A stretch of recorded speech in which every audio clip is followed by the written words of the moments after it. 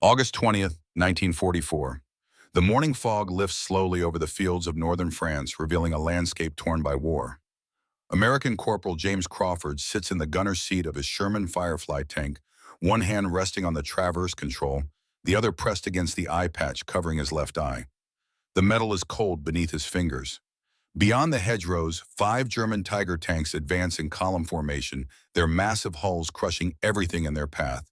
Crawford's throat is dry. His hands should be shaking, but they are not. 7 months of training have burned the movements into muscle memory. Breathe in, breathe out. Center the reticle.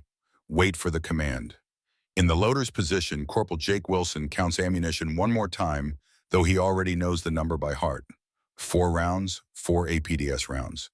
The special ammunition. The weird-looking darts that physicists promised would work, but that every combat veteran had laughed at when they first saw them.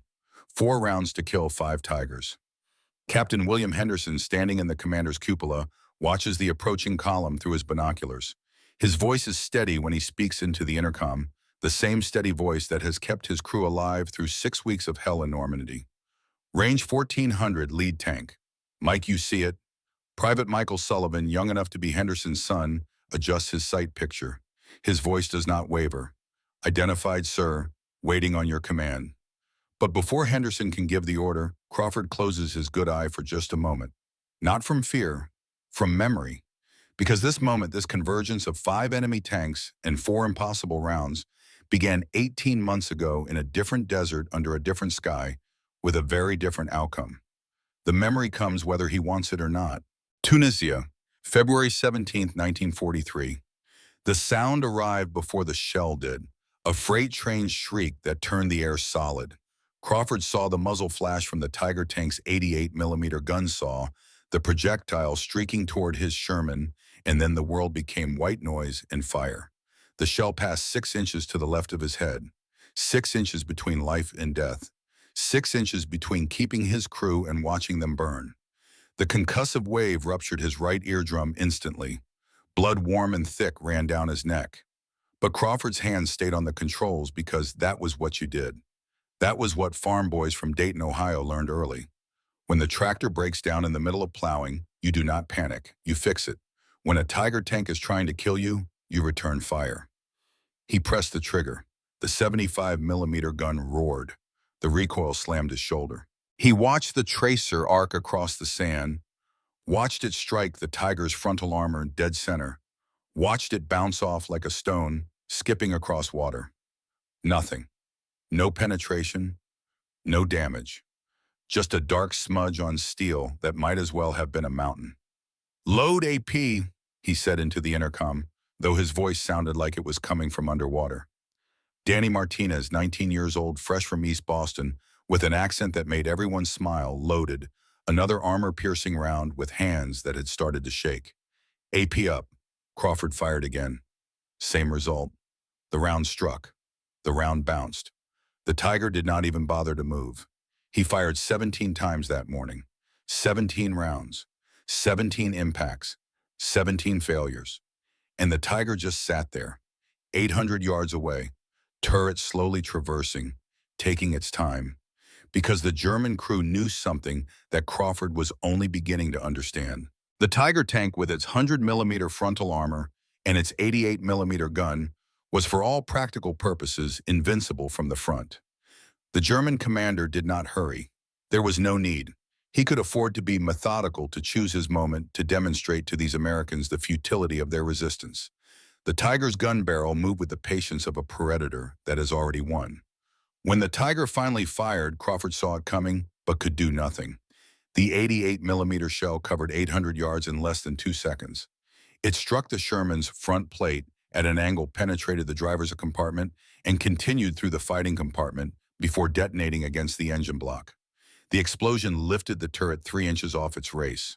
Fire bloomed inside. The ammunition began to cook off. Secondary explosions turned the Sherman into a blast furnace. Danny Martinez died in the first 3 seconds. The rest of the crew had maybe 10 seconds to bail out. Lieutenant Harris, the commander, dropped through his hatch, screaming orders that nobody could hear anymore. Pete Johnson, the driver, kicked out the escape hatch and pulled Crawford with him. They crawled. 200 yards across open sand while machine gun fire from the Tigers stitched patterns in the dirt around them. The German gunner was toying with them now, firing bursts that came close but not quite close enough, letting them run, letting them understand what it meant to be helpless. Behind them, their Sherman burned. Ahead, 10 other Shermans from their platoon were already smoking ruins. 43 men had entered the battle that morning. By the time Crawford reached the cover of a rocky outcrop, only 3 were still alive. He pressed his face against stone that smelled like cordite and sand. His hands were shaking now. His whole body was shaking. Not from fear anymore, from understanding. The Tiger tanks were not just better. They were operating under different physical laws. And Crawford's weapons, his training, his courage, all of it meant nothing against physics. Lieutenant Harris collapsed next to him, blood streaming from a shrapnel wound in his shoulder. His face was gray. 11 tanks, Harris whispered. 44 men. 3 Tigers did this. Jim, how do we fight something we cannot even scratch? Crawford had no answer. He could still see Danny Martinez's face through the flames. Could still hear him laughing yesterday about some girl back in Boston who was waiting for him. Could still remember the kid's smile. "We don't, sir," Crawford finally said. "We can't." But even as he said it, something hardened in his chest. A promise forming. A vow. Someone somewhere was going to figure out how to kill those things, and Crawford was going to help them do it. 2,000 miles away in a small office in Ottawa, Canada, another man was making a different kind of promise. Dr. Robert Mitchell stood at his desk, hands trembling, as he held a telegram. The paper was thin government issue, the kind of telegram that families across America and Canada had learned to dread. The words blurred as he read them for the 3rd time, as if reading them again might change what they said. "Regret to inform you, Lieutenant Peter Mitchell killed in action, Tunisia, February 18, 1943. Sherman tank engagement. Tiger Battalion. Stop remains to be returned when possible. Stop letter to follow. Stop deepest condolences. Stop Peter, his son, his only child, 24 years old, gone." Mitchell sat down slowly in his desk chair, the telegram still in his hands. The office around him was cluttered with blueprints, equations, test results. For 6 months, he had been working on a secret project, a new type of anti-tank ammunition that his team believed could solve the penetration problem. For 6 months, he had been telling Peter in letters that he was making progress, that help was coming, that soon American tank crews would have a weapon equal to the German armor. 6 months, and he had been 4 months too late. The last letter from Peter sat in Mitchell's desk drawer. He opened it now with fingers that felt numb. His son's handwriting, always neat despite the rushed circumstances of writing from a combat zone. "Dad, I know you are working on something. The other officers whisper about new ammunition coming from Canada. I told them my father is the smartest man I know. If anyone can solve this problem, it's you. Our guns cannot hurt the Tigers, Dad. We bounce shots off them like throwing rocks at a brick wall. Please, if there is any way to make the rounds work, hurry. We need them. Love, Peter." The letter was dated February 15th, 3 days before Peter died. Mitchell folded the letter carefully and placed it back in the drawer. Then he stood, walked to the window, and looked out at the Ottawa winter. Snow fell silently on the research facility grounds. Peaceful. Calm. While across the ocean, his son had burned to death in a steel coffin because the weapon Mitchell was supposed to create had not been ready in time. He would not fail another man's son.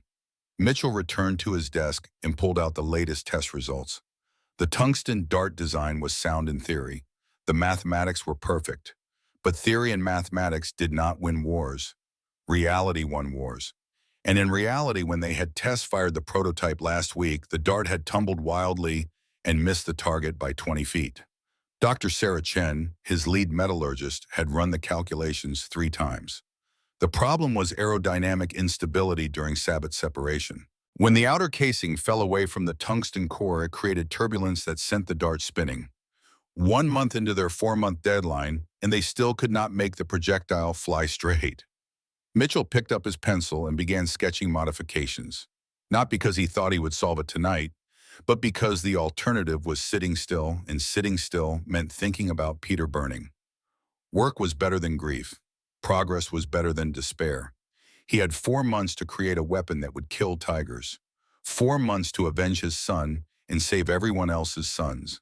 4 months to prove that American innovation could defeat German engineering. The pencil moved across paper.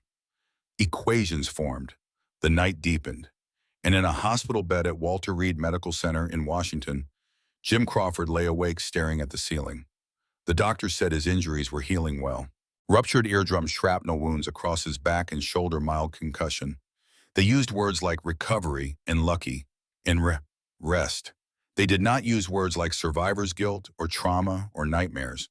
But Crawford did not need those words. He knew what he was feeling. Every time he closed his eyes, he saw Danny Martinez's face through the flames, heard the kids screaming, watched the turret blow off. Over and over, the same loop playing in his head, the same helpless moment, stretched into eternity. Pete Johnson had visited earlier. Pete was being sent stateside, assigned to training duty, safe, away from tigers and death and the sound of rounds bouncing harmlessly off Invincible armor. "You should request stateside too, Jim," Pete had said, sitting in the visitor's chair with his arm in a sling. "You did your part. Nobody would blame you." Crawford had looked at the Purple Heart medals sitting on his nightstand, then at the photograph he kept in his wallet. His entire platoon taken 2 weeks before Tunisia. 43 faces smiling at the camera. Boys who thought they were going to win the war. Only 3 of those faces were still alive. "Can't do that, Pete. Why not? You almost died out there." Crawford had thought about how to explain it. How do you tell someone that staying safe feels like betrayal? That every quiet night in this hospital bed feels like stealing time from the men who did not get quiet nights anymore? "Because someone needs to figure out how to kill those things," Crawford finally said. "And I'm the only one who stared down a tiger's gun barrel and lived to tell about it. I know how they move, how they think. Someone out there is working on a solution. And when they figure it out, they will need a gunner who understands what it feels like to face that machine. That has to be me." Pete had shaken his head. "You can't fight math, Jim." "Maybe not, but I can help whoever is trying to change it." Now alone in the darkness, Crawford pulled out the photograph again. 43 faces. He had memorized every name, every hometown, every story. Danny Martinez, East Boston. Tom Williams, Chicago. Frank Chen, San Francisco. The list went on, a litany of the dead. He had also memorized something else. The markings on the tiger that killed them. A skull painted on the turret. The number 205 stenciled on the hull. And a name he had glimpsed through binoculars: Weber. Colonel Friedrich Weber, the tiger's commander. Crawford did not know if he would ever see that tank again. Did not know if Weber would survive the war. But if they did meet again, Crawford intended to be carrying a weapon that actually worked. He owed Danny that much. 3 weeks after Tunisia, the Pentagon called an emergency meeting. General Marcus Thornton stood at the head of a conference table in a windowless room deep inside the War Department building. 30 senior officers filled the chairs around him. Civilian scientists stood against the walls. The air smelled like coffee and cigarette smoke and desperation. Thornton was 58 years old, a career artillery officer who had fought in the trenches of France during the last war. He did not believe in sugarcoating bad news. His voice was flat and hard when he spoke. "Gentlemen, we are losing the tank war before it starts." He nodded to Admiral Lewis Hart, who stood next to a projection screen. Hart pressed a button and numbers appeared. Kill ratios, loss rates, projections. "Sherman versus Tiger engagement outcomes," Hart said. "Current ratio is 5-1 in Germany's favor. For every Tiger we destroy, we lose 5 Shermans. That is 50 American boys dead to kill 10 Germans." The room erupted, officers shouting over each other, demands for bigger guns, thicker armor, new tank designs. Thornton let them shout for 30 seconds, then rapped his knuckles on the table. "Quiet." They quieted. "Building new tanks takes 2 years minimum. We have 8 months until the cross-channel invasion." Churchill cabled me this morning. I will read his exact words. "Unless you find an answer to the tiger, the invasion is suicide. We will run out of tanks before we reach the beaches." Silence, heavy and complete. "So," Thornton continued, "unless someone in this room has a solution we can implement in the next 4 months, I suggest we start planning for a very long war." A voice from the back of the room spoke up. Quiet, accented, Canadian. "General, if I may." Heads turned. A man in a rumpled suit stood up. thick glasses, coffee stain on his tie. He looked like someone's absent-minded professor uncle, not like someone who should be in a classified Pentagon meeting. Thornton consulted his roster. Dr. Mitchell, you are the physicist from Ottawa. Yes, sir, and I believe we do not need bigger tanks. We need smarter bullets. A major in the front row actually laughed. Others smirked. Mitchell seemed not to notice. The problem is not your guns, General. It is your projectiles. The Sherman 75mm gun has sufficient propellant force, but your armor-piercing rounds rely on mass and impact. The Tiger's armor has simply exceeded the capability of that approach. No matter how hard your rounds hit, they cannot penetrate. Mass has reached its limit. So you want us to build bigger guns, Thornton said, which takes 2 years. No, sir. I want to make the bullets smaller. The room went silent again, but this time the silence had a different quality: confusion, disbelief. Mitchell walked to the chalkboard at the front of the room. His hands shook slightly as he picked up chalk and began to sketch. A cylinder, then a thin cone inside it, then the cylinder breaking apart, petals falling away, the cone flying forward alone. Armor-piercing, discarding sabot, Mitchell said. The concept is simple. The projectile consists of a small, dense penetrator core, tungsten carbide wrapped in a lightweight casing that matches your gun, bore diameter. When fired, the casing accelerates the core to extremely high velocity. Upon exiting the barrel, the casing falls away. The core continues to target at speeds exceeding 4,000 feet per second. An officer in the second row laughed out loud. You want us to shoot darts at tigers? More laughter. Mitchell's face reddened, but his voice stayed steady. Not darts, Colonel. Kinetic energy penetrators. At 4,000 feet per second, the tungsten core carries more kinetic energy per square inch of impact than any full-bore round. Size becomes irrelevant. Velocity is everything. This is absurd, another officer said. Send this man back to Canada. Thornton was about to dismiss the meeting when Mitchell did something unexpected. He reached into his jacket pocket and pulled out a photograph. He walked to the table and placed it in front of Thornton. A young man in a Sherman crew uniform smiled at the camera. Strong jaw, confident eyes, his whole life ahead of him. This is my son, Mitchell said quietly. Lieutenant Peter Mitchell, 2nd Armored Division, Sherman commander. The laughter died. He was at Tunisia 3 weeks ago. His last letter begged me to find a solution. He wrote that their shell bounced off like throwing rocks. He said, please, Dad, figure something out. Mitchell's voice cracked. He cleared his throat and continued. I received that letter the same day I received the telegram informing me he was killed in action. His Sherman burned. His entire crew died. He was 24 years old. The room was absolutely silent now. So no, General, I am not a crackpot. I am a father who failed his son by being 4 months too late. But I will not fail the next father's son. Give me 4 months, full resources, complete support. If my dart does not work, court-martial me. But give these boys a fighting chance. Give them a weapon that can actually kill a tiger. Because right now we are sending them to in steel coffins, and we all know it. Thornton looked at the photograph, looked at Mitchell, looked at the other officers in the room. Several of them had stopped smirking. 4 months, Dr. Thornton said.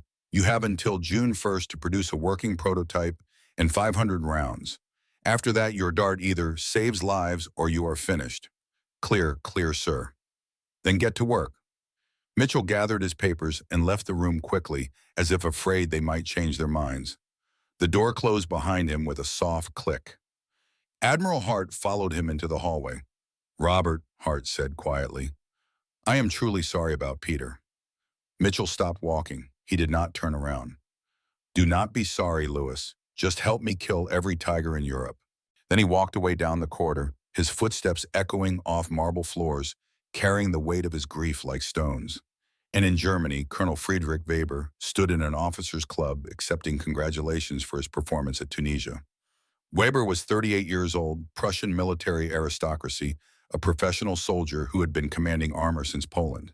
He did not drink to excess like some officers, did not boast about kills. He simply did his duty with cold efficiency and expected his crews to do the same. But tonight, other Tiger commanders wanted to toast his success. 11 Allied tanks destroyed, no German losses. A perfect engagement. Weber raised his glass politely, but did not smile. A younger officer, fresh from the Eastern Front, leaned close. What if the Americans develop better weapons, sir, better ammunition? Weber sipped his wine and considered the question seriously. He did not dismiss concerns the way some officers did. They are already trying, and Weber said. Intelligence reports indicate research into improved anti-tank rounds. But, Lieutenant, you cannot overcome fundamental engineering in a matter of months. It takes years to develop, test, and produce new weapons. By the time they have something viable, this war will be decided. But what if they succeed? Weber smiled then just slightly. They will not. The Tiger's armor is the thickest ever mounted on a production tank. 100 millimeters of hardened steel. There is no projectile in existence that can reliably penetrate it from the front. Physics is on our side, Lieutenant. Mass defeats velocity. Always has. Always will. The other officers nodded. The toast continued. The night wore on, and Weber believed every word he had said. Why would he not? The Tiger was designed by the best engineers in Germany. It incorporated every lesson learned from the Eastern Front. It was by every measure invincible. What Weber did not know, could not know, was that 2,000 miles away, a grieving Canadian physicist was about to prove him catastrophically wrong. The pieces were moving into position. The farm boy survivor, the immigrant scientist, the confident enemy commander. Each carrying their own grief, their own determination, their own certainty about what was possible. And at the center of it all, a tiny tungsten dart that looked like a joke but would change the course of the war. The stage was set, the players were ready, the physics was waiting to be proven. And somewhere in between grief and rage and desperate hope, the weapon that would kill the invincible Tiger was about to be born. April 1943. Mitchell's laboratory in Ottawa looked less like a scientific facility and more like the aftermath of a tornado. Blueprints covered every available surface. Coffee cups in various stages of emptiness lined the windowsills. Chalkboards displayed equations that had been erased and rewritten so many times the slate itself seemed permanently stained with the ghosts of failed calculations. Dr. Sarah Chen stood at the test bench, examining fragments of the latest prototype. The tungsten core was perfect. Dense, hardened to exact specifications. But perfection in the laboratory meant nothing if the dart tumbled like a drunken bird the moment it left the gun barrel. She held up a high-speed photograph showing the sabot separation sequence. The outer casing was supposed to fall away cleanly, like petals opening on a flower. Instead, the image showed chaos. The petals broke unevenly. One side separated before the other. The resulting asymmetric drag sent the tungsten core into a spin that made accurate flight impossible. Mitchell entered carrying yet another pot of coffee. He had not gone home in 3 days. His suit looked like he had slept in it, which he had curled up on a cot in the corner office. His eyes were red-rimmed but alert. Any progress? He asked, though he could already read the answer on Chen's face. The math says it should work, Chen replied. The sabot design is geometrically sound, but reality does not care about our math, Robert. When we fire it, the separation is chaotic. The core tumbles. We are lucky if we hit within 20 feet of the aiming point at 500 yards. Lieutenant James Foster, the British Army liaison officer, looked up from where he was reviewing ammunition production schedules. Foster was 29, had fought in North Africa, and carried the practical skepticism of a man who had seen too many brilliant theories fail under fire.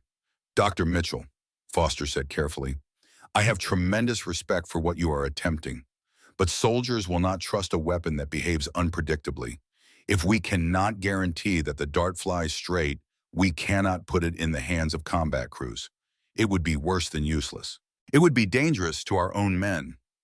Mitchell set down the coffee pot, walked to the window, stared out at the spring snow still covering the ground. My son believed I could solve this, he said quietly. Peter's last letter, he said if anyone could figure it out, it was his old man. The room went silent. Chen and Foster exchanged glances. They both knew about Peter. The whole team knew. Some problems you could not solve with encouragement or optimism. You could only solve them with physics and time, and they were running out of time. Mitchell turned back from the window. We have 3 months left.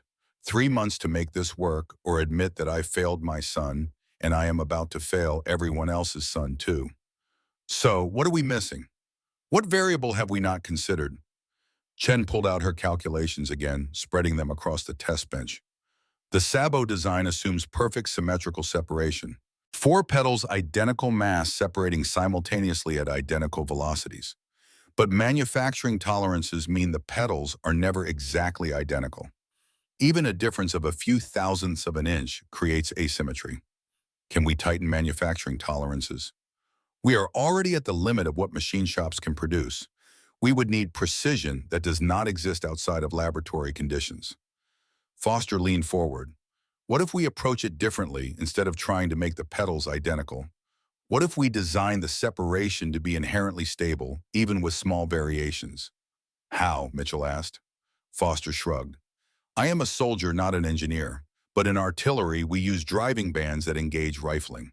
The spin stabilizes the projectile. Could we do something similar? Rifling the tungsten core would strip the barrel rifling, Chen said. Tungsten is too hard. It would destroy the gun after a few shots.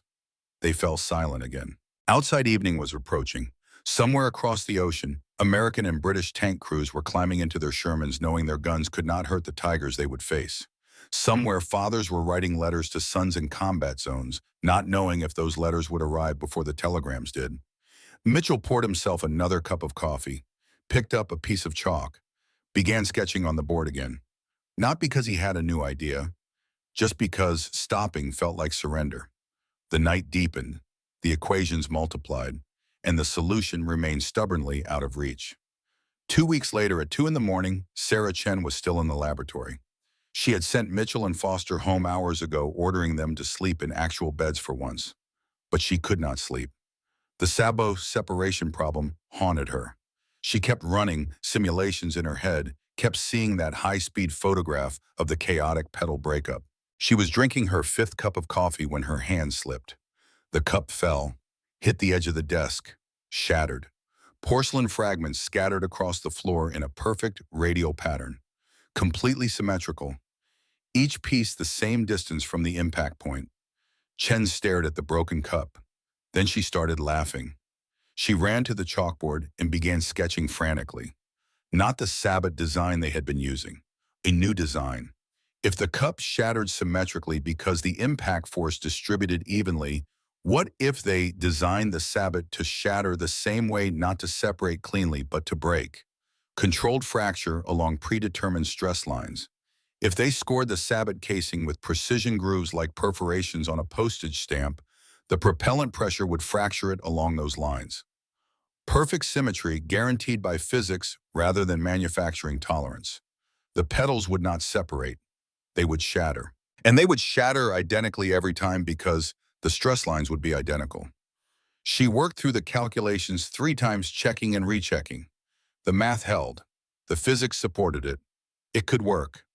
At 7 in the morning, Mitchell arrived to find Chen asleep at her desk, surrounded by blueprints and equations, an empty coffee pot beside her, and a shattered cup still scattered on the floor. He read her calculations. Read them again. Then he woke her gently. "Sarah, this is brilliant." She blinked awake, confused for a moment. Then she remembered. The symmetrical fracture pattern. Will it work? The math says yes, but we need to manufacture a prototype to be certain. How long? If I call the British munitions plant now priority rush, we could have test samples in 7 days. Make it 5. We have lost too much time already. Chen reached for the telephone. Mitchell watched her dial, watched her explain the modifications to the chief machinist, watched hope kindle in her eyes. Maybe they had not failed yet. 5 days later, they stood at the firing range with a new prototype. General Thornton had flown up from Washington to observe. Other officers stood behind blast shields, skeptical expressions on their faces. The target was a captured German armor plate, 80 millimeters thick, mounted on a test stand at 800 yards. Mitchell loaded the modified APDS round himself. His hands shook slightly as he chambered it into the 17-pounder gun they were using for tests. This was it. This was the moment that would determine whether his son's death meant something or whether Mitchell had wasted 4 months chasing an impossible dream. Foster stood beside him. "Ready when you are, Doctor." Mitchell stepped back from the gun, nodded to the firing crew. Fire! The 17-pounder roared. The sound was different from a standard round. Sharper, higher pitched. The recoil seemed less violent. Through binoculars, they watched the sabot separate. This time the petals did not break unevenly. They shattered, perfectly symmetrical. 4 identical fragments spinning away from the tungsten core like a flower exploding into bloom. The dart flew straight, arrow straight, no tumble, no deviation. It struck the armor plate with a sound like a hammer hitting an anvil. Clean hole, completely through.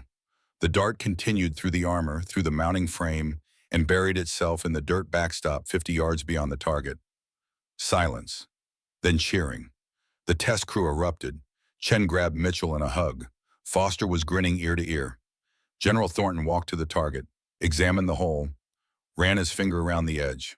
The steel had not just been penetrated, it had been punched through so cleanly that the edges were smooth. He turned back to Mitchell. Doctor, you actually did it. Mitchell collapsed into a folding chair. 2 months of failure, 2 months of doubt, and now in one-shot vindication. But the celebration lasted exactly 30 seconds before Foster spoke the words that turned triumph into crisis. Sirs, we have a problem. Tungsten. Thornton looked up. What about it? Global supply is extremely limited. China and Sweden are the primary sources. Supply chains are disrupted by the war. Our current stockpile combined with projected imports allows us to produce approximately 500 rounds. Perhaps 800 if we push every source to maximum. The cheering stopped. 500 rounds. Thornton's voice was flat. We need 50,000. Yes, sir. But tungsten carbide of the required density and purity is one of the rarest materials on Earth. We are using what we have. That is all we have. Thornton looked at the hole in the armor plate, looked at Mitchell. When he spoke, his voice carried the weight of terrible decisions. Then these rounds will be reserved for elite units only. Sherman Firefly tanks exclusively, and every gunner will be trained to make every single shot count. Dr. Mitchell, you have until September to refine the design and produce 500 rounds. After that, it is out of our hands and in God's. Mitchell nodded slowly. They had solved the technical problem. Now they faced a logistics nightmare. 500 rounds to fight an entire war. But 500 rounds were 500 more than they had yesterday. And somewhere Jim Crawford was about to learn that the weapon he had been waiting for actually existed. Aberdeen Proving Ground, Maryland, June 1943.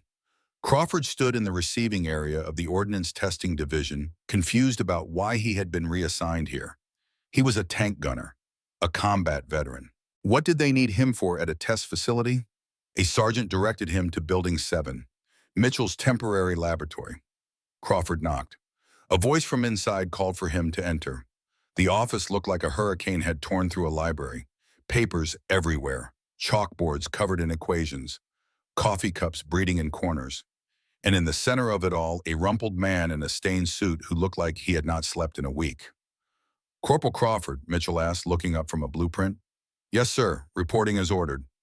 Mitchell studied him for a long moment, took in the Purple Heart ribbon, the slight tilt of Crawford's head that suggested hearing damage, the way his eyes did not quite focus the same way most people's did. You were at Tunisia. You faced the Tigers. It was not a question. Crawford answered anyway. Yes, sir. Tell me about it. Not the official after-action report. Tell me what it felt like, what you saw, what you heard, every inning. So Crawford told him about firing 17 rounds that did nothing. Told him about the metallic clang of shells bouncing off armor. Told him about the slow, deliberate turret traverse. Told him about Danny Martinez burning. Told him about crawling 200 yards while machine gun fire stitched patterns in the sand around him. Mitchell listened without interrupting, took notes occasionally, sometimes closed his eyes, and Crawford realized he was visualizing the scene, putting himself there. When Crawford finished, Mitchell was quiet for a moment. Then he stood and walked to a locked cabinet, opened it, pulled out a metal cylinder about the size of a coffee can. He placed it on the desk between them and unscrewed the top. Inside was what looked like a thin metal dart, no thicker than a pencil, wrapped in a lightweight casing that looked too fragile to survive being fired from a gun. Crawford stared at it. Then he started laughing. He could not help it. The laugh was not mocking. It was the laughter of absurdity, of disbelief, of a mind trying to reconcile what his eyes were seeing with what his experience told him about tank warfare. "Sir," Crawford managed between laughs, "that is a dart. You want us to shoot darts at tigers." Mitchell did not get offended. His expression suggested he had heard this reaction before. "I know how it looks, Corporal, but the physics are sound. This tungsten core, when fired from a 17-pounder gun, will travel at 4,000 feet per second. At that velocity, it will penetrate tiger armor like a hot knife through butter." Crawford's laughter died. He picked up the dart, felt its weight, examined the tungsten core. His farm boy hands, calloused from working machinery, could tell the material was different, dense in a way that normal steel was not. "Will it work, sir, honestly?" Mitchell met his eyes. "The mathematics say yes. The test firings say yes. But mathematics and tests are not combat. That is why I need you. I need someone who understands what it feels like to face a tiger. Someone who can tell me if this is practical or just laboratory fantasy." Crawford thought about Danny Martinez, about 43 names on his list, about the promise he had made to himself in the Tunisian sand. "I will help you, sir, but I need you to be honest with me. If this will not work in combat, if you are just guessing, tell me now. Do not send more men to die on false hope." "Agreed," Mitchell said. "And if it does work, you will train the gunners who use it. You will make sure they know how to shoot this dart perfectly, because we only have 500 rounds for the entire Allied army. Every shot has to count." They shook hands, the physicist and the gunner, the grieving father and the guilty survivor. Two men from different worlds united by the same desperate need to make sure no more sons burned in tanks. "When do we start?" Crawford asked. "Right now. We have 3 months to turn this dart into a weapon. And then you have 4 months to turn gunners into artists, because shooting this round is not like shooting standard ammunition. It is faster. The trajectory is flatter. The ballistics are completely different. Your gunners will need to forget everything they know and learn a new way to fight." Crawford picked up the dart again, felt its weight, thought about physics and velocity and whether a tiny piece of tungsten could really kill a monster. "Then we better get started, sir. We have a lot of tigers to kill." And in Berlin, German intelligence was beginning to notice something unusual. Colonel Friedrich Weber sat in a briefing room reviewing reports from agents in Allied countries. Most of it was routine: troop movements, supply shipments, the usual intelligence gathering. But one report caught his attention. An agent in Canada reported unusual activity at a National Research Council facility in Ottawa. High security, restricted access, deliveries of tungsten carbide in quantities that suggested weapons development rather than research. Weber's adjutant leaned over his shoulder. "Could be a new anti-tank round, sir. Should we be concerned?" Weber considered. "Possibly, but developing a new projectile takes years. We have already won the armor race. Even if they are working on something, it will not be ready in time to effect the invasion. And if it is ready, then we adapt. But Lieutenant, the Tiger's armor is 100 millimeters of hardened steel. There is no projectile in existence that can reliably defeat it. Whatever they are developing, it will not be enough." The adjutant nodded and filed a report. Weber returned to other matters. He had more pressing concerns than theoretical Allied weapons development. The Eastern Front was consuming Tigers at an alarming rate. The Americans were building Shermans faster than Germany could destroy them. The war was becoming a numbers game, and numbers were not Germany's strength. But as long as each Tiger could kill 5 Shermans, the mathematics favored Germany. As long as Allied tank crews feared the Tiger, psychology worked in Germany's favor. Weber did not know that in a laboratory in Maryland, a farm boy from Ohio was learning to shoot a dart that would shatter both the mathematics and the psychology. The pieces were converging. The weapon existed. The trainer was in place. Soon combat crews would need to learn. And in England, those crews were waiting, skeptical and desperate in equal measure. October 1943, a military depot in southern England. Captain William Henderson stood in a briefing room with 19 other Sherman Firefly commanders. Henderson was 31 years old, West Point graduate, a man who had learned leadership in the lecture halls of the academy and learned war in the burning fields of North Africa. He had lost 11 tanks to Tigers, 43 men under his command, dead because their guns were not good enough. because American armor was designed for infantry support, not for killing other tanks. The scars on Henderson's hands were from the last time his tank had burned. He had pulled 2 crew members out through the escape hatch while ammunition cooked off around them. The burns had healed. The memory had not. A British colonel stood at the front of the room. "Gentlemen, Corporal Crawford will brief you on special ammunition. Pay attention. Your lives may depend on it." Crawford entered, young, enlisted, wearing a Purple Heart ribbon and carrying a metal case. He placed the case on the table and opened it. Inside, nestled in foam, was the dart. The reaction was immediate: laughter. Loud and unrestrained, Henderson heard himself laugh along with the others. Not from mockery, from disbelief. They had been promised a weapon that could kill tigers, and they were being shown what looked like a child's toy. "Begging pardon," Henderson said when the laughter died down, "but that looks like something my 8-year-old daughter would use in a pea shooter." More laughter. Crawford waited for it to subside.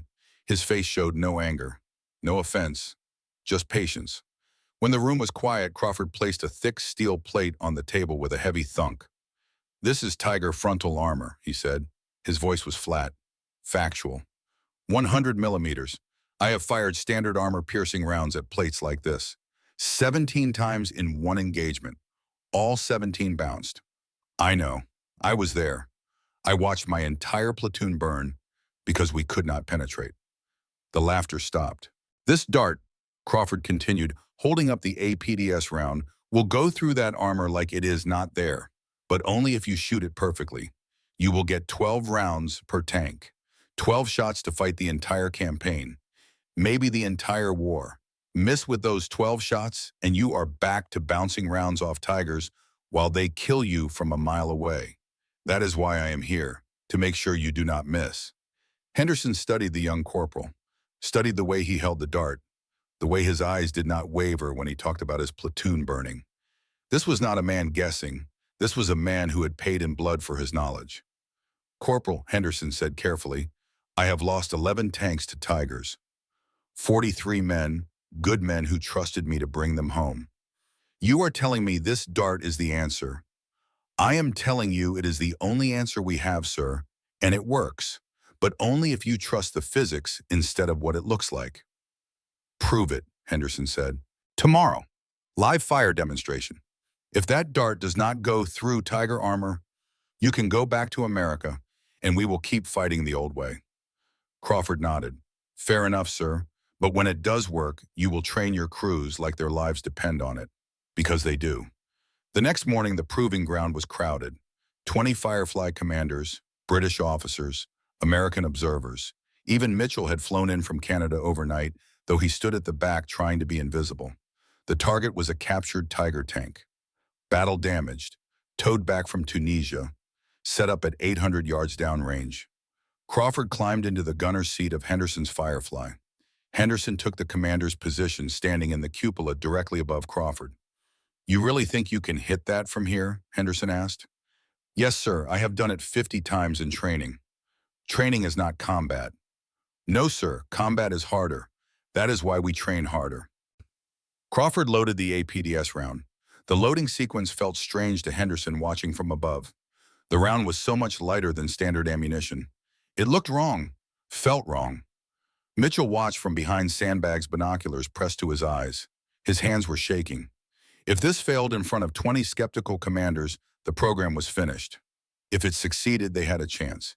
He whispered under his breath, "Please work. Please God, let it work." Crawford settled into the sight picture. Breathing steady, hands calm, all the training and all the practice, all the muscle memory activated. He was not thinking anymore, just executing. "Fire when ready," Henderson said. Crawford breathed in, breathed out, centered the reticle, steady pressure on the trigger. The gun roared, but the sound was different, sharper, higher pitched than a standard round, and almost immediately after a strange whistling sound as the sabot pedals separated and fell away. Every eye followed the tracer. 800 yards in less than 2 seconds. The dart struck the tiger's frontal glacis with a sound no one there had ever heard before. Not the dull thud of a bouncing round, not the crunch of a failed penetration attempt. A sharp, clean crack. the sound of physics overcoming steel. Clean hole, straight through 100 millimeters of armor. The dart continued completely through the tank, exited the rear armor, and buried itself in the dirt backstop 50 yards beyond. Complete penetration. Silence. Absolute silence. 20 veteran tank commanders stood speechless. Henderson climbed out of the Firefly and walked to the Tiger. His hands were shaking as he examined the entry hole. Smooth edges, no spalling. The dart had not forced its way through. It had simply punched through as if the armor was not there. He looked back at Crawford. That went completely through. Yes, sir. The British colonel approached the Tiger, disbelief on his face. That is impossible. That armor is 100 millimeters. Mitchell stepped forward from his position at the back. It is not impossible, Colonel. It is velocity, 4,000 feet per second. The kinetic energy density is sufficient to overcome any armor currently in production. Henderson turned to face his fellow commanders, turned to face Mitchell. When he spoke, his voice was different. The skepticism was gone, replaced by something harder. Something like hope. Dr. Mitchell, my boys have been dying because our guns are not good enough. You are telling me this dart can kill tigers? Yes, Captain, if your gunners shoot accurately. Henderson looked at Crawford. Corporal, you said we get 12 rounds per tank. Yes, sir, tungsten is rare. 500 rounds total for all Allied Firefly units. Your tank receives 12. 12 shots for an entire campaign. Yes, sir. Henderson was quiet for a moment. Then he turned to his gunner, a 19-year-old kid from Boston named Mike Sullivan. Mike, you hear that 12 shots? I heard, Captain. Can you make 12 kills? Sullivan looked at the hole in the Tiger, looked at Crawford. If Corporal Crawford teaches me how, yes, sir. Crawford stepped forward. I will teach you more than how, Private. I will teach you to shoot this dart so well you could hit a tiger's vision port at 1,000 yards in the dark, because that is what it takes to survive. Henderson extended his hand to Crawford. When do we start? Right now, sir. We have 7 months until the invasion. That is 7 months to turn your gunners into artists. 7 months to learn to trust a weapon that looks like a toy but kills like a cannon. 7 months to get ready for the Tigers. They shook hands. The partnership sealed. And across the proving ground, 20 commanders who had laughed at the dart an hour ago were now gathering around it, touching it, holding it, beginning to believe. Mitchell watched from the sidelines, watched hope kindle in the eyes of men who had not had hope in months, watched them handle his creation with something approaching reverence. For the first time since Peter died, Mitchell felt something other than grief. He felt purpose. The dart worked. Now they just had to teach warriors to use it and pray that 500 rounds would be enough to kill the Tigers standing between them and Berlin. The laughing had stopped. The learning was about to begin. And somewhere in Germany, Colonel Weber continued planning his defense, unaware that the weapon he could not imagine was about to shatter everything he believed about armor and firepower and invincibility. The war was about to change, one tiny dart at a time, October through May. 7 months of training that would have broken lesser men. Crawford ran the Firefly gunners through a regimen that made boot camp look gentle. Not because he enjoyed pushing them to exhaustion, because he knew what waited for them across the channel. He knew the sound a Tiger's engine made, knew the sight of that massive gun barrel traversing toward you, knew what it felt like to fire 17 times and accomplish nothing. He would not send these boys into that hell unprepared. Every morning at 0500 physical training, running until their legs burned, push-ups until their arms shook, not to build muscle, to build the ability to function when adrenaline flooded the system, to shoot accurately when terrified, to breathe steady when every instinct screamed to panic. Private Mike Sullivan became Crawford's special project. The kid had talent, quick reflexes, good eye, but he rushed his shots, eager to impress, eager to prove himself. And in combat against Tigers, rushing meant dying. One afternoon on the range, Sullivan fired 3 practice APDS rounds. Precious ammunition. He hit 3 targets out of 5, 60%. Crawford walked up to the tank, his voice flat. Not good enough. Sullivan's face flushed. 3 out of 5 is passing corporal. In school, in combat, 2 misses means 2 dead crews. Yours and the crew you failed to protect. Again. Sullivan wanted to argue. Crawford could see it in the kid's eyes, but something in Crawford's expression, in the Purple Heart ribbon, in the slight tilt of his head from the ruptured eardrum, made Sullivan swallow his protest. After official training ended at 1700, Crawford stayed. He pulled Sullivan aside for extra work.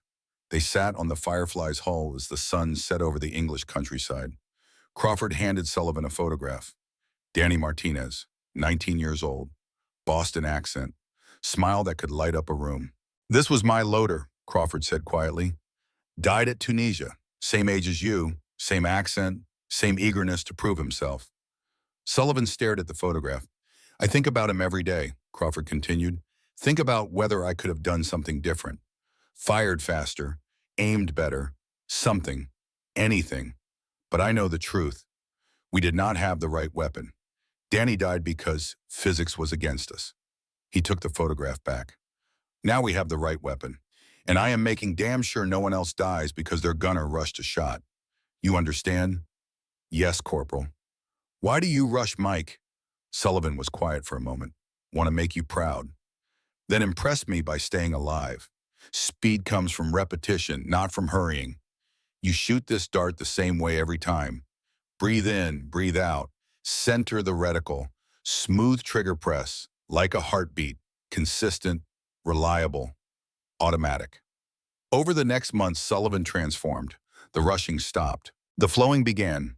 By May 1944, he could hit a moving target at 1,200 yards. In low light, first shot every time. Henderson watched his gunner's final qualification. Perfect score on every metric. "Crawford," Henderson said, "you turned my reckless kid into the best gunner I have ever seen." "He was always the best, sir. Just needed to believe it." But Crawford carried a secret. During a demonstration in May, a manufacturing defect in an APDS round caused it to explode in the breech. Metal fragments peppered his face. His left eye took the worst of it. The doctor's verdict was immediate. Partial vision loss. You cannot remain a combat gunner. Crawford had begged, argued, demanded. But Henderson made the final call. "Jim, you are not a gunner anymore, but you can be my advisor. Come with my crew. Guide us. You will be there, just not behind the gun." So Crawford wore an eye patch now, and Sullivan took the primary gunner position. And Crawford had to learn the hardest lesson of all, trusting someone else with the mission that had consumed him for 18 months. "You ready for this?" Crawford asked Sullivan the day before they shipped to the invasion staging area. "You taught me everything. I will not let you down." "You better not. I only have one eye left to watch you with." June 5, 1944, the night before D-Day. Henderson's crew sat on their Firefly on the deck of a landing ship. The channel waters were rough. The sky was dark. Somewhere ahead, the coast of France waited with all its guns and mines and death. The crew performed final checks with the ritualistic precision of men preparing for battle. Each action a prayer. Each movement a hope. Captain William Henderson, 31 commander. The father figure who carried the weight of every man under his command. Private Mike Sullivan, 19 gunner. The kid who had learned to turn eagerness into precision. Corporal Jake Wilson, 24 loader. Tennessee farm boy with hands quick enough to keep pace with Sullivan's shooting.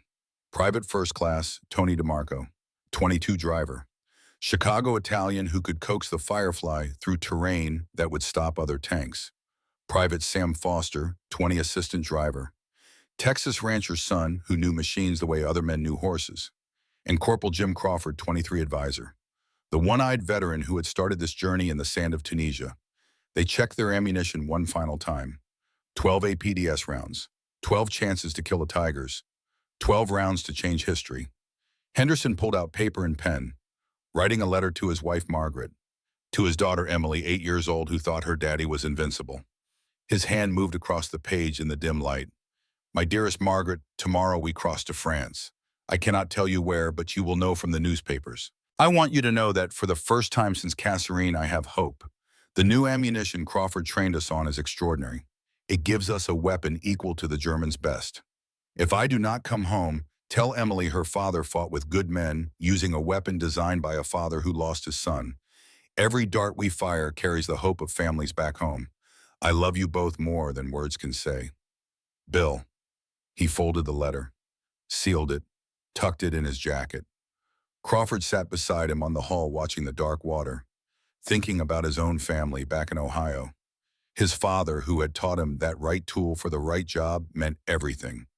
Tomorrow they would find out if Mitchell's dart was the right tool. "Jim," Henderson said quietly, "you think 12 rounds will be enough?" Crawford looked at the darkness ahead. "Has to be, sir. It is all we have. And if we face more than 12 tigers, then Mike shoots perfectly and we pray for luck." The landing ships sailed into darkness. Storm clouds gathered overhead, and somewhere in France, German Tiger battalions waited in concrete bunkers and camouflaged positions, confident in their armor, certain of their superiority. They did not know that 500 tiny darts were about to shatter that certainty forever. The 6th of June came with fire and blood and chaos. Henderson's Firefly crawled off the landing craft 6 hours after the initial assault. The beach was still a nightmare. Bodies in the surf, burning vehicles, artillery fire walking across the sand, the smell of cordite and death thick enough to taste. But they made it off the beach, made it through the hedgerows, made it into the grinding, brutal combat that was Normandy. For 6 weeks, they fought constantly, engaged German defensive positions, destroyed Panzer IVs and Stugs, but no Tigers. The precious APDS rounds stayed untouched in their special ammunition rack. 12 rounds, still 12 rounds, waiting. Sullivan's confidence grew with each kill. Standard AP rounds worked fine against medium German armor. By mid-July, he had 7 confirmed kills, all without touching the special ammunition. Jake Wilson, the loader, voiced what others were thinking. "Maybe all the Tigers are dead. Maybe we will not need those fancy darts." Crawford, scanning the horizon through binoculars with his good eye, shook his head.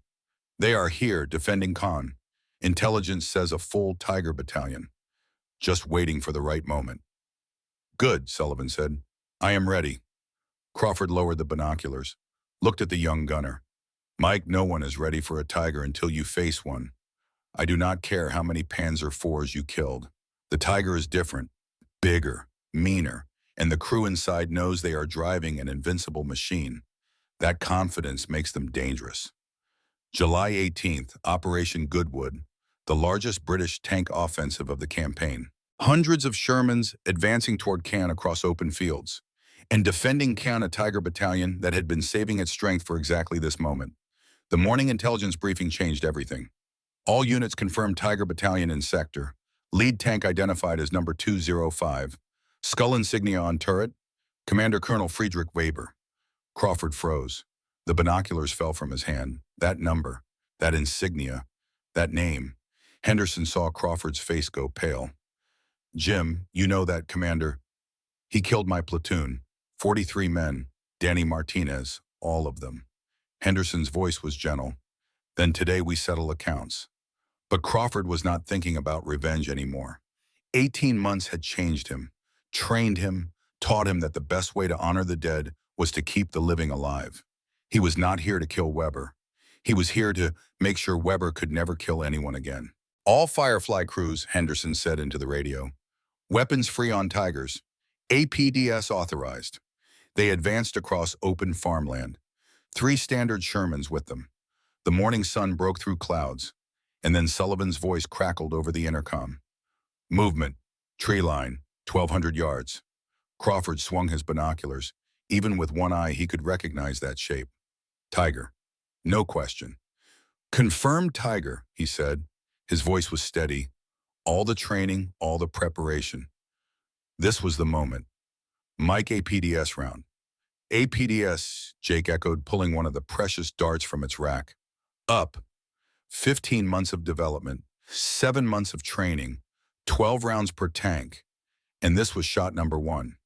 Henderson's voice was calm, professional. "Range 1100, target moving left. Mike, remember your breathing." Crawford leaned close to Sullivan's position. "This round flies faster than standard, less lead required." "I got it, Corporal." Henderson, gunner, Sabot tank. Sullivan identified.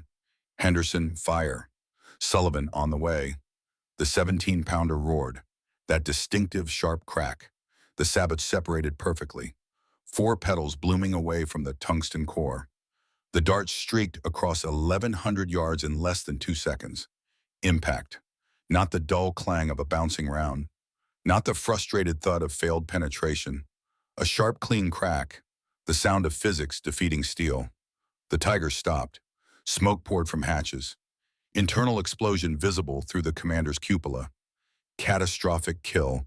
Jake's voice was shaking. Holy God, it worked. It actually worked. Sullivan sat frozen at the sight, hand still on the controls. We just killed a Tiger. From the front. At 1,100 yards. Crawford's voice was quiet. Of course it worked. Dr. Mitchell does not make mistakes. Henderson. 1 down, 11 rounds left. Mike, you just did what Allied tankers have been trying to do for 18 months. You killed a Tiger in a frontal engagement. The radio exploded with chatter. Other units had seen it. Word spread like wildfire. A Firefly had killed a Tiger head-on. The impossible had happened. But Crawford was already scanning for the next target. Because where there was one Tiger, there were more. And somewhere in that tree line, Weber's Tiger 205 was waiting. They found it an hour later. Hold down position behind rubble in a village. Only the turret visible. Skull insignia, clear even at 800 yards. Crawford felt his pulse quicken. Not from fear, from recognition. That was the tank. The one that had killed Danny. The one whose commander had sat calmly absorbing 17 useless shots before casually destroying Crawford's entire world. That is him, Crawford said. That is Weber. Henderson studied the position. Turret shot only, harder, curved armor, better chance of deflection. We should flank, Crawford said. Get a side shot, better odds. They tried, used village buildings as cover, attempted to circle around to Weber's flank. But Weber's crew was not stupid. They spotted the maneuver. The Tiger's turret traversed. The 88 fired. The shell hit a building 10 feet from the Firefly. Explosion. Debris. The concussion rocked the tank. He sees us, Henderson shouted. Mike, you need the frontal turret shot now. Sullivan's voice was tight. I cannot guarantee it will penetrate curved armor. Crawford grabbed Sullivan's shoulder. Yes, you can. You are the best gunner I ever trained. Breathe. Aim. Fire. For Danny. For all of them. Both tanks in the open now. 800 yards apart. Both crews loading. Both commanders giving fire orders. The moment stretched like glass about to shatter. Henderson, fire. Weber in his Tiger gave the same order at the same instant. 2 guns roared simultaneously. 2 rounds crossed paths in the air between them. Weber's 88mm shell struck the Firefly's frontal slope, penetrated the driver's compartment.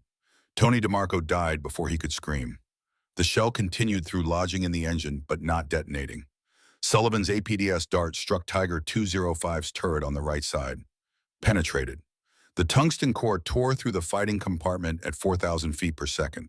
Crew members, equipment, ammunition, all became shrapnel. Secondary explosion as ammunition cooked off. The turret lifted off its ring and crashed back down at an angle. Both tanks hit, but the results were catastrophically different. The Firefly driver dead. Tank damaged but mobile. 4 crew members alive. Tiger 205 complete destruction. Turret blown, fire consuming the interior. 3 crew members bailing out through hatches before the ammunition fully detonated. Sullivan sat at the gun shaking, staring at Tony's body in the driver's seat. We lost Tony. Oh God, we lost Tony. Henderson's voice was hoarse. But we are alive, and that Tiger is dead. Mike, you killed the tank that destroyed Jim's platoon. Crawford watched through his binoculars as German crew members stumbled away from the burning Tiger. One of them had his arm in an awkward angle, burns on his face, moving like an officer even in defeat. Weber, it had to be Weber. American MPs secured the German survivors within minutes, took them to a collection point. Crawford told Henderson he needed to see them, needed to close the loop that had started 18 months ago in Tunisia. Henderson understood. Go. We will recover Tony and get the tank mobile. Take your time. Crawford found Weber sitting on the ground back against a stone wall while a medic bandaged his burns. The German officer's arm was definitely broken. His face was a mess of burns and cuts, but his eyes were clear, alert. They looked at each other. Recognition was instant and mutual. Weber spoke first in accented but clear English. You, Tunisia, Sherman gunner, I remember your tank. You survived when your crew did not. You remember. I remember every tank I destroy. Yours, I chose not to waste machine gun ammunition on your crew when you ran. I thought perhaps you learned a lesson that day. Crawford's fists clenched. You killed 43 men in my platoon, including my best friend, Danny Martinez, 19 years old. Weber's expression did not change. War. I was performing my duty as you performed yours. And today I performed mine. Weber looked at his burning Tiger, at the turret sitting askew on the hull, at the complete devastation.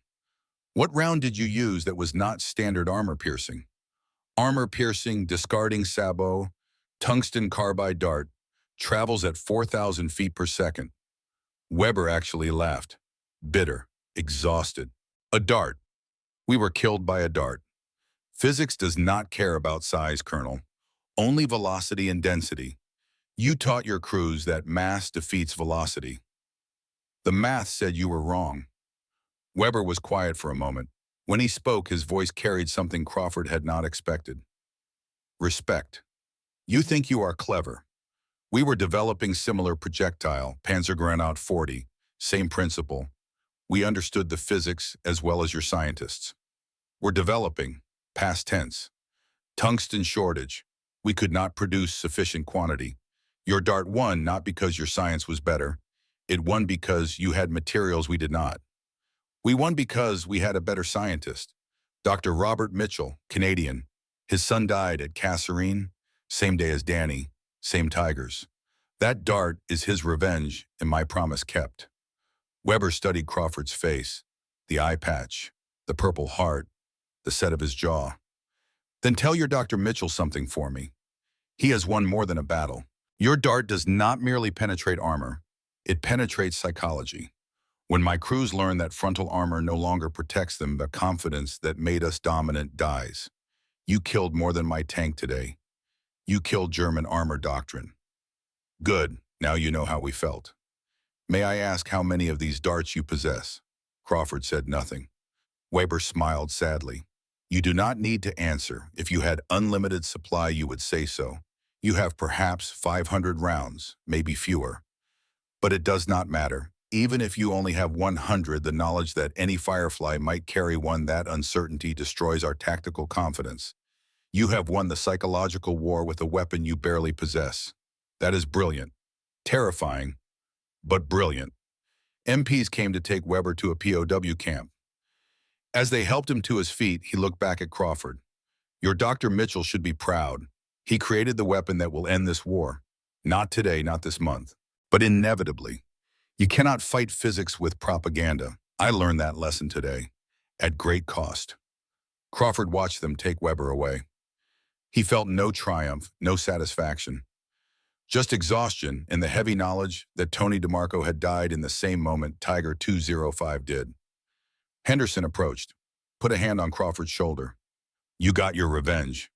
Does not bring Tony back, or Danny, or any of them. No, but it might save the next ones. August 20th, Falaise Pocket, the German army trapped and trying to break out. Tiger Battalion providing cover for the retreat. Henderson's Firefly had 4 APDS rounds remaining. They had used 8 over 6 weeks of combat, 8 confirmed Tiger kills, a record no other tank could match. Their mission hold a critical road junction. Prevent German armor from escaping the pocket. The radio warning came at dawn. All units, multiple Tigers approaching your position. Count 5 Tigers. Repeat, 5 Tigers supporting infantry. Henderson looked at Crawford. 5 Tigers, 4 APDS rounds. The math does not work. Then we better not miss. The fog lifted slowly, and then they saw them. 5 Tigers in column formation advancing with the confidence of machines that had dominated battlefields for 2 years. Sullivan's voice was steady despite the impossible odds. Lead tank, 1,400 yards. APDS, Henderson ordered. Jake loaded the first dart. Up. Sullivan fired. Clean hit. Tiger number 1 brewed up instantly. 3 rounds left. Tigers 2 and 3 split formation coming at them from different angles. 1,000 yards and closing. Sullivan fired at Tiger 2. Perfect shot. Turret penetration. Kill. 2 rounds left. 2 Tigers still coming. Tiger 3 fired. The shell screamed past, missing by feet. Return fire. Sullivan's dart struck Tiger 3's turret. Another kill. One round left. Tigers 4 and 5 both advancing. 500 yards now. Close enough to see the skull insignias on their turrets. Close enough to hear their engines.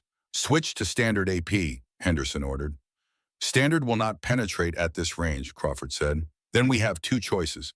Use the last APDS on one Tiger and hope standard AP works on the other. Or we die. Sullivan's voice cut through. What if we let them get closer? Point-blank range standard AP might penetrate weak points. Driver's vision port. Lower glacis. Crawford, or they kill us first. Henderson made the call. We stay hidden. Let them advance. Mike last APDS on whichever Tiger gets closest. Then we switch to standard and aim for weak points. The Tigers advanced cautiously. 3 of their number dead. They knew a Firefly was here somewhere but could not locate it through the Firefly's camouflage. 300 yards. 200. Close enough to be terrifying. Now, Henderson said. Left tank. Sullivan fired the last APDS round. The dart struck Tiger 4 dead center. Catastrophic kill. 1 round left. 1 Tiger. 200 yards in closing. Tiger 5 spotted them. Turret traverse. The 88 swinging toward them. Jake loaded standard AP with shaking hands. This will not work. This will not penetrate. Sullivan aimed for the driver's vision port. A tiny slot in the frontal armor. Impossible shot. Under pressure. With a round not designed for this. Do it, Henderson said. Sullivan fired. The standard AP round, by some combination of skill and divine intervention, struck the vision port dead center. Penetrated through the narrow opening. Killed the driver. Tiger Phi was slewed to a halt, immobilized.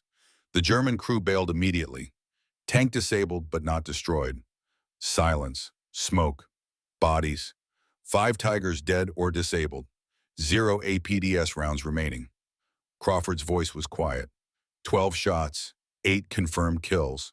4 shared kills. That is what victory looks like. Jake was crying. We are out of special ammunition. What if we face more Tigers, Henderson? We will not. Word from command says that was the last Tiger battalion in this sector. We broke them. Radio chatter confirmed it. Other Firefly units reporting similar success. Tiger crews abandoning tanks rather than face the darts. Psychological collapse spreading through German armor divisions. The weapon had worked. 500 rounds had shattered the myth of Tiger invincibility. 3 days later, Dr. Robert Mitchell stood in a field in France surrounded by the wreckage of German tanks. He had flown in at Churchill's request. The Prime Minister wanted a first-hand assessment of the APDS program's effectiveness. Mitchell needed to see for himself whether his creation had actually worked in combat. Crawford found him examining penetration holes in a destroyed Tiger. Mitchell's fingers traced the smooth edges of the entry wound. Small, clean, precise. Dr. Mitchell turned, saw Crawford's eye patch, saw the exhaustion, saw the weight of combat in every line of his face. Corporal Crawford, you made it through. 12 rounds, 8 kills. Your dart worked, sir. Mitchell walked among the destroyed Tigers, touching each one, silent tears running down his face. This is what Peter needed. 18 months too late for him. But it saved us, saved hundreds, maybe thousands. Henderson joined them. Dr. Mitchell, your dart broke more than armor. It broke the Tiger's psychological advantage. German crews are terrified now. They engage from extreme range. Hide. Retreat. The shift is as important as the penetration itself. Mitchell nodded slowly. That was always the goal. Make them fear us for the first time. Mike Sullivan approached hesitant. Dr. Mitchell, sir, I am the gunner who used your rounds. 8 kills. I want you to know your son's sacrifice meant something. It meant I got to go home. Mitchell shook Sullivan's hand. His voice broke. My son would have been your age. He would have liked you. He would be proud that his father's work kept you alive. They stood together in that French field, surrounded by the evidence of physics defeating propaganda. The dart had worked. The war was not over, but the balance had shifted. The Tigers were no longer invincible. And in a POW camp in England, Colonel Friedrich Weber gave an interview that would be recorded for history. Mitchell requested the meeting. Crawford accompanied him. They sat across a table from the man who had killed so many who had believed so completely in German superiority. Weber looked at Mitchell. "You are Dr. Mitchell, the creator. You killed my son, Lieutenant Peter Mitchell, Kasserine Pass." "I killed many sons at Kasserine, I am sorry. That is insufficient, I know, but I am sorry nonetheless. I did not come for apologies. I came to understand. When did you know that Tiger was vulnerable?" Weber thought carefully before answering. "The moment Crawford's dart penetrated my turret. I understood what we should have learned from all of military history. The gun always evolves faster than the armor. Always. We built the thickest steel believing mass would always defeat velocity. Your dart proved us wrong. Physics defeated engineering. Science defeated propaganda. Your crew's still fighting. Yes, but differently. Cautiously. The aggression is gone. Your dart killed that faster than it killed our tanks." Mitchell leaned forward. "Good, that was the point. To make you afraid for once." Weber nodded. "Then you have succeeded completely. Not just tactically, philosophically. You proved that knowledge properly applied defeats brute force. That is a lesson Germany needed to learn." After the war, the APDS round was recognized as one of the most significant weapons developments of World War II. Not because of how many tanks it destroyed, though the number was substantial, but because of how it changed the nature of armored warfare forever. Every modern tank in the world today fires a descendant of Mitchell's dart. The M1 Abrams uses depleted uranium penetrators. The British Challenger uses tungsten alloy. The principle remains identical: small, dense, fast, physics over mass. But the legacy runs deeper than hardware. The APDS represented three fundamental American principles that defeated Nazi Germany's industrial might: innovation over tradition. When faced with an impossible problem, Americans did not just build bigger. They rethought the entire approach. Meritocracy over hierarchy. A Canadian immigrant and an Ohio farm boy collaborated as equals. Competence mattered. Not class, not background. Determination over defeatism. When generals laughed, Mitchell persisted. When veterans doubted, Crawford trained them anyway. When ammunition ran out, Sullivan made impossible shots. Americans refused to accept impossible. They solve it. If you are watching this and you are part of the generation that fought this war or were raised by that generation, you know these principles firsthand. Your fathers and grandfathers did not win World War II just with factories and soldiers. They won with innovation, with willingness to try ideas that looked crazy, with immigrant scientists and farm boy soldiers working together toward a common goal. The dart that killed the Tiger is a perfect symbol of what made America exceptional. Taking a problem everyone said was impossible, applying science and determination, training hard, and winning. That spirit, that refusal to accept defeat, that belief in innovation over tradition, that is the inheritance your generation passed down. In a world that sometimes forgets what made America great, this story reminds us. American greatness was never about having the biggest guns. It was about having the smartest ideas and the bravest people willing to bet everything on them. Today you can see an original APDS round at the Smithsonian. Next to it, a photograph. Dr. Mitchell and Corporal Crawford shaking hands in France, August 1944. Mitchell died in 1967. At his funeral, military honor guards from 3 nations attended. The eulogy said he saved more lives with physics than most generals saved with armies. Crawford returned to Ohio, became a teacher, taught engineering for 40 years. Students remembered one phrase he repeated constantly: right tool for right job. His father's wisdom, applied to tanks, applied to life. Mike Sullivan survived, got an engineering degree, designed artillery for the U.S. Army. He credited Mitchell's dart with inspiring his career. If a weird-looking toy could kill a tiger, then anything is possible if physics is on your side. Colonel Weber spent 5 years in a POW camp, returned to Germany, became a professor, lectured on lessons from defeat, often mentioned the dart. Americans won because they questioned assumptions. We assumed mass always defeats velocity. They proved us wrong. That is why science, not propaganda, determines outcomes. Henderson made it home, retired as a full colonel, lived to 87. At his funeral, his family found the D-Day letter he had written but never mailed. The last line, every dart we fire carries hope for families back home.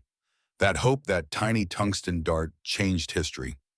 If this story moved you, then need you to do three things. Share this video with someone who needs to hear it, especially veterans or their children who remember when America solved impossible problems.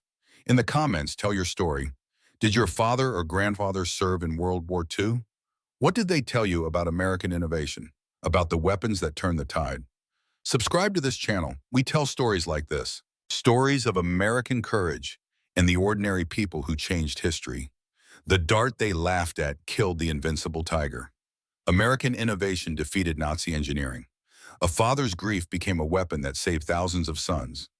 Never forget, physics does not care about propaganda. Science does not respect tyranny. And American ingenuity, when applied with courage and determination, remains the most powerful force on earth. Thank you for spending this hour with me. God bless America, and God bless the generation that saved the world with tungsten darts and unshakable resolve.